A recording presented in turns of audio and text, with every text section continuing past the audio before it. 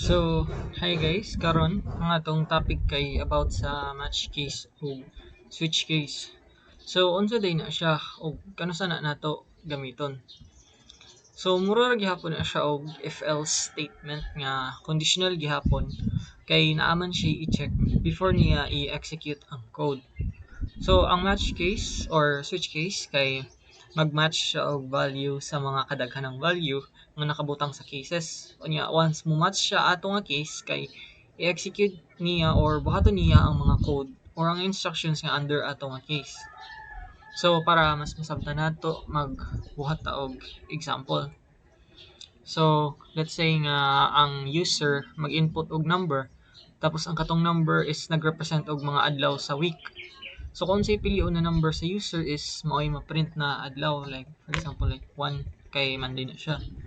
Yeah, 2 is Tuesday. So una, maghimo ta og variable na day para dira na to isulod ang ma-input sa user, then to din siyang int kay number man ang input, then input dayon para maka-input siya, then mag-prompt din nag-enter a number from 1 to 7. Then mag-start na din ta og match. Then atong ibutang sa after sa match is ang variable nga day kay dira man siya magbase kung saang mga values sa day. So nag-start din ta og case 1 since ang input man sa user kay 1 to 7, so ang atong i-case dira kay mga 1 to 7. Kay kung mo match siya sa 1 sa case 1, then dira niya i-execute ang code under sa case 1.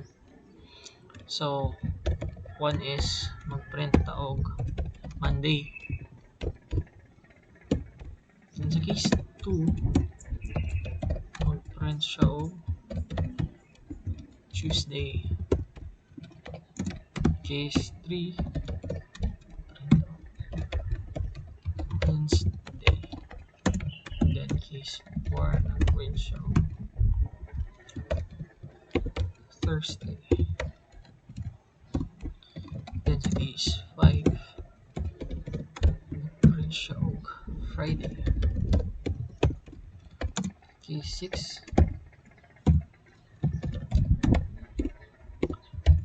nag-print og Saturday. Case 7, nag-print siya og Sunday. So kung gintahay ang user mag-input siya og value nga wala siya sa mga cases, maghimo ta og default case. So ang kuha na niya kay case underscore. So kung unsay i-input ana sa user nga wala, kitahay ani wala diri kani ang i-execute nga code. So gunang tawag no day. So kung ato na siyang i-run iPhone,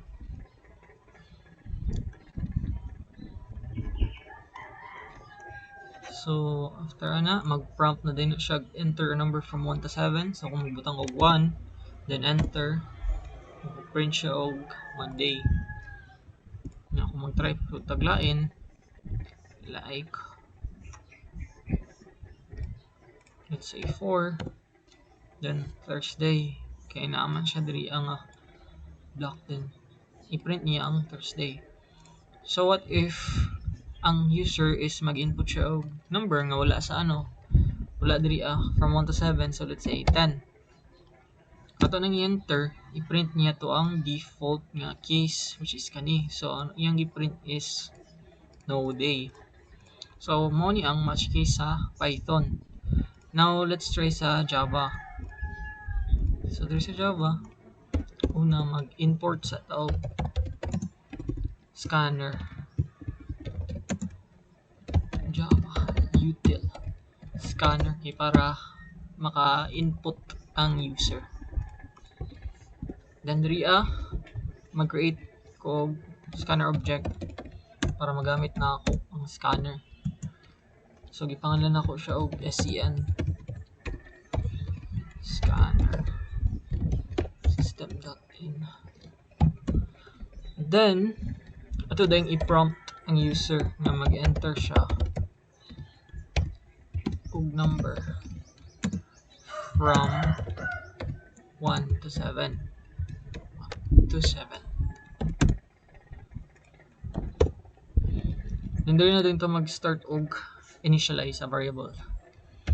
So kay integer man ang i-input, so int, then day, tawagon na ako akong scanner which is cn, then gamit ko og dot next int since integer man ang i-input. Now pwede na ako mag-start sa switch. So ang sa Java kay switch, yang sa Python kay match. So switch, then iyang syntax man is magamit pa ko og parenthesis. So dira sulod sa parenthesis tawagon ako ang variable nga day, then after ana is mag curly braces na dayon, then start to put sa case 1, then print dayon ang day. Then diri sa Java magbutang ta og break. So diri sa Java kay kailangan ka magbutang og break kay para kung mo-match na siya sa katong case nya naa kay break, dili na siya magpadayon og execute sa mga uban pa nga block nga ubos niya. So makita ra na nato niya. Then case 2, copy na lang ni siya para mas madali.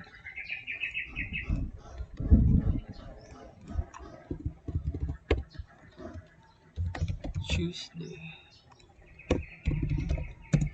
Case 3. Wednesday.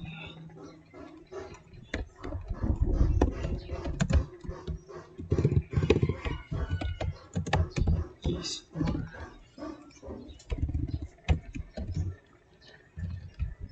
Thursday. Case 5. Friday. Case 6. Saturday. Case 7 is ang Sunday. Then parihara pud sa Python nga kung wala siya dira sa mga case, magbutang ta og default case. So dili instead nga case underscore ang imo rang ibutang is default. Then to is no day.